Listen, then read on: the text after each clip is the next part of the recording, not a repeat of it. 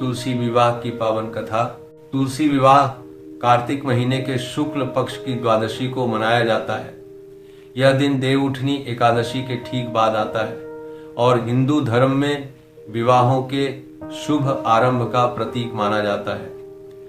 एक बार भगवान शिव ने अपना तेज समुद्र में फेंक दिया था। उसी तेज से एक अत्यंत पराक्रमी बालक का जन्म हुआ जो आगे चलकर दैत्यराज जालंधर कहलाया। जालंधर की राजधानी का नाम भी जालंधर नगरी था। दैत्यराज कालनेमी की कन्या वृंदा का विवाह जालंधर से हुआ। वृंदा अत्यंत पतिव्रता और धर्मनिष्ठा स्त्री थी। उसी के पतिव्रत धर्म की शक्ति से जालंधर न तो मारा जा सकता था और न ही किसी से पराजित होता था। अपने अभिमान में चूर होकर जालंधर ने माता लक्ष्मी को पाने की कामना से युद्ध किया, परंतु समुद्र से उत्पन्न होने के कारण माता लक्ष्मी ने उसे अपने भाई के समान माना। वहां से पराजित होकर वह देवी पार्वती को पाने की लालसा में कैलाश पर्वत पर गया।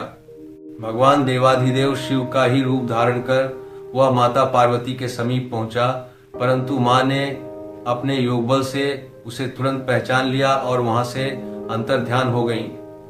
देवी पार्वती ने क्रोधित होकर समस्त घटना भगवान विष्णु को सुनाई।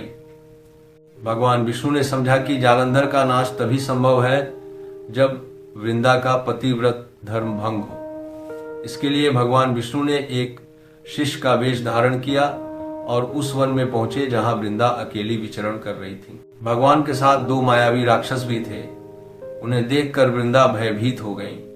दस्यु रूपी विष्णु ने उन राक्षसों को पल भर में भस्म कर दिया। यह देखकर वृंदा को उन पर विश्वास हो गया। फिर भगवान विष्णु ने अपने मायाजाल से दो वानर प्रकट किए। एक के हाथ में जालंधर का सिर था और दूसरे के हाथ में उसका धड़। अपने पति की यह दशा देखकर वृंदा मूर्छित होकर गिर पड़ी। होश आने पर उन्होंने शिष्य से अपने पति को जीवित करने की प्रार्थना की। भगवान ने अपनी माया से जालंधर का सिर और धड़ जोड़ दिया, पर स्वयं उसी शरीर में प्रवेश कर गए। वृंदा को इस छल का तनिक भी आभास न हुआ। वह उन्हें अपना पति समझकर पतिव्रता धर्म का पालन करने लगी। उसी क्षण उनका सतीत्व भंग हो गया और उसी पल युद्ध में असली जालंधर का वध हो गया। जब वृंदा को इस छल का पता चला तो उन्होंने क्रोधित होकर भगवान विष्णु को श्राप दिया, हे विष्णु, तुम हृदयहीन शिला बनो। भगवान विष्णु ने भक्त के श्राप को सहर्ष स्वीकार किया और शालिग्राम पत्थर बन गए। सृष्टि में संतुलन बिगड़ गया। यह देखकर सभी देवी देवताओं ने वृंदा से प्रार्थना की कि वह भगवान विष्णु को श्राप से मुक्त करें। वृंदा ने भगवान विष्णु को श्राप से मुक्त किया और स्वयं अग्नि में प्रवेश कर लिया। जहां वृंदा का शरीर भस्म हुआ, वहीं से पवित्र तुलसी का पौधा उत्पन्न हुआ।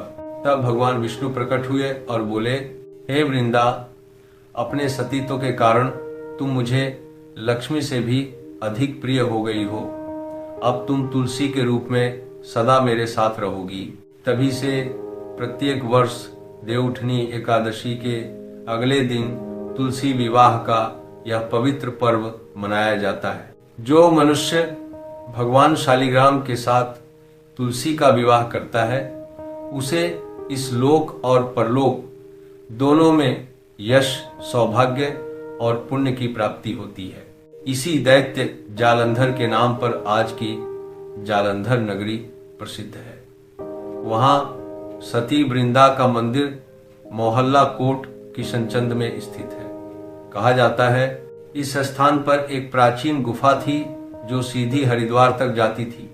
जो भी सच्चे मन से 40 दिन तक सती वृंदा देवी के मंदिर में पूजा करता है, उसके सभी मनोरथ पूर्ण होते हैं। जिस घर में तुलसी का पौधा होता है, वहां यमदूत भी असमय प्रवेश नहीं करते।